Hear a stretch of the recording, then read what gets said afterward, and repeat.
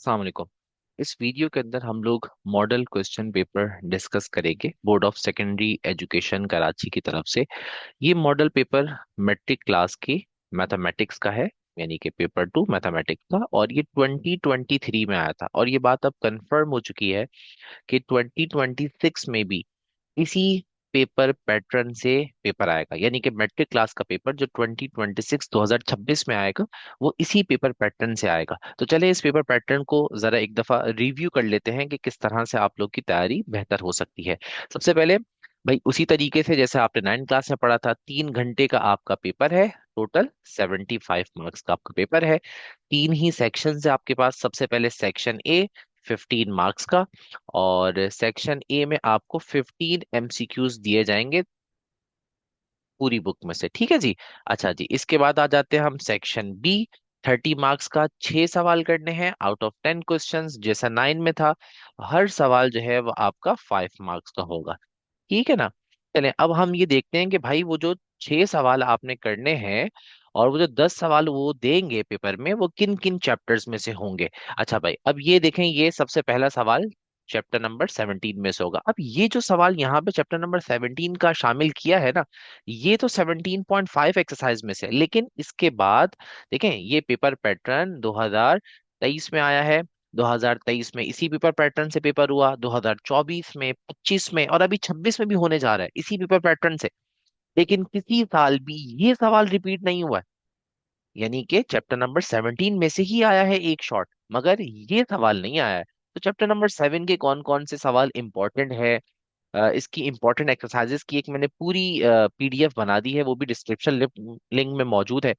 Description में उसका link मौजूद है। उसके अलावा एक वीडियो भी है जिसमें मैंने आपको बताया कि भाई कौन कौन से चैप्टर्स में से कौन कौन सी एक्सरसाइजेज इंपॉर्टेंट है, जो पुराने जितने भी पेपर हुए हैं, मतलब 23 का पेपर बोर्ड का, 24 का, 25 का, उनको ध्यान में रखते हुए वो इंपॉर्टेंट उसमें बताएं, तो उसे भी देख लें। इससे आपकी अच्छी प्रिपरेशन हो सकती है। चले भाई हम पेपर पैटर्न को समझते हैं कि भाई कौन कौन से चैप्टर्स, पेपर पैटर्न का मकसद क्या है, कौन कौन से चैप्टर सेक्शन बी में आ रहे हैं, कौन से सेक्शन सी में आ रहे हैं।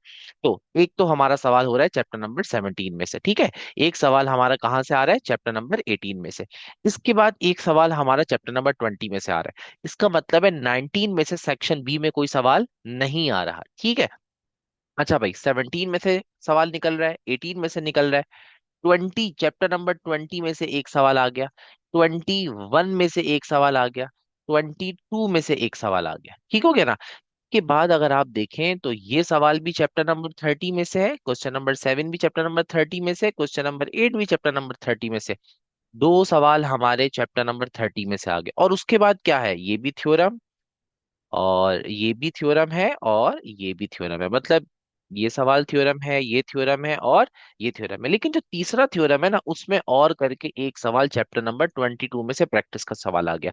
मतलब कहानी बिल्कुल सेम है जैसे 9 क्लास में थी भाई। 10 सवाल है ना, 10 में से 7 जो क्वेश्चंस हैं वो आपके प्रैक्टिस के हैं, और जो 3 सवाल हैं वो हैं आपके थ्योरम के चैप्टर्स के, ठीक है ना। ये आपके थ्योरम्स के हो गए 3 सवाल। अच्छा, वो जो 7 क्वेश्चंस आपके प्रैक्टिस के हैं, उनका एक सवाल और करके चैप्टर नंबर 22 में से आ रहा है। मतलब आप समझ सकते हैं कि भाई 7+1, यानी कि टोटल 8 क्वेश्चंस आपके आ रहे हैं प्रैक्टिस के चैप्टर्स में से, जिनको आप प्रिपेयर कर सकते हैं अपने 6 क्वेश्चंस को अटेम्प्ट करने के लिए। 8 सवाल अगर आपके हो रहे हैं उसमें से आप 6 कर सकते हो।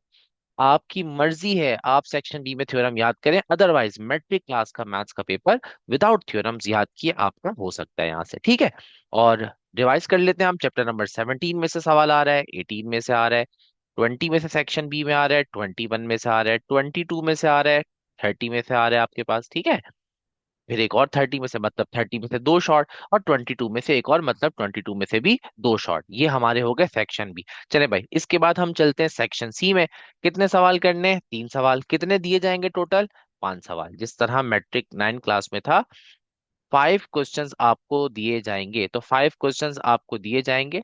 इन 5 क्वेश्चंस में से आपने क्या करना है, 5 क्वेश्चंस में से आपने एनी 3 क्वेश्चंस अटेम्प्ट करने हैं। टोटल सेक्शन सी 30 मार्क्स का है, मतलब हर सवाल आपका 10 मार्क्स का होगा। 10 marks, each question carries 10 marks. तो ये आपका हो गया सेक्शन सी, ठीक है। अब किन किन चैप्टर्स में से आ रहा है, चले भाई, सेक्शन सी का एक सवाल चैप्टर नंबर 19 में से आ रहा है। और फिर ये थ्योरम आ गया, इसको सर्कल कर देता हूँ, फिर ये भी थ्योरम आ गया, इसको भी सर्कल कर देता हूँ। ये आपका ज्योमेट्री का चैप्टर है, ये आपका ज्योमेट्री का, अगेन आप प्रैक्टिस करें, आपने अब तक अपना कोर्स किया होगा तो ज्योमेट्री का चैप्टर है। फिर ये अगेन हमारे पास थ्योरम है और ये भी थ्योरम है। इसका मतलब है सिर्फ एक ही चैप्टर नंबर 19 हमारे पास प्रैक्टिस का चैप्टर है। अगर आप 19 के अंदर चैप्टर नंबर 29 ज्योमेट्री का चैप्टर मिला लें तो दो प्रैक्टिस के चैप्टर्स। बाकी ये तीनों सवाल, ये सवाल और ये तीनों सवाल जो है वो आपके थ्योरम के हैं। भाई तीन सवाल करने हैं, दो सवाल तो हो गए आपके, एक चैप्टर नंबर 19 में से हो गया, एक 29 में से। बाकी एक और सवाल कहाँ से होगा, उसके लिए आपको हर हाल में थ्योरम याद करना पड़ेगा। यानी कि मैट्रिक क्लास के आपके तीन सेक्शन सी के सवाल विदाउट मेमोराइजिंग थ्योरम, बगैर थ्योरम याद किए नहीं हो सकते। उसके लिए आपको एक चैप्टर थ्योरम याद करना पड़ेगा। Highly recommend chapter number 23। अब इसका इस साल के लिए कौन सा थ्योरम इंपॉर्टेंट है ये भी मैंने अपने टारगेट पेपर में आपको बताया, वहां से आप जाके देख सकते हैं। तो 23 चैप्टर अगर आप एक थ्योरम का याद कर लेते हैं, क्योंकि इस थ्योरम के चैप्टर में दो ही थ्योरम है, जो पिछले साल आया है वो नहीं करना और बाकी इंशाल्लाह आ जाएगा, क्योंकि ऑल्टरनेट थ्योरम आता रहा है पेपर में। तो ये है आपका टोटल मैथ्स का पेपर पैटर्न, जो कि quite similar to ninth class. लेकिन एक डिफरेंस है, नाइन्थ क्लास में सेक्शन सी के अंदर तीन सवाल विदाउट लर्निंग थ्योरम आप कर सकते थे, थ्योरम को याद किए बगैर आपके तीनों सवाल हो रहे थे। मैट्रिक में ऐसा नहीं हो रहा है, मैट्रिक में एक थ्योरम आपको याद करना पड़ रहा है ताकि आप तीन सवाल अपने सेक्शन सी के अटेम्प्ट कर सकें। ठीक है जी, इस हवाले से कोई भी क्यूरी हो, कोई बात डिस्कस करनी हो, कुछ भी है तो जरूर कमेंट्स में बताएं। Thank you so much, Allah Hafiz.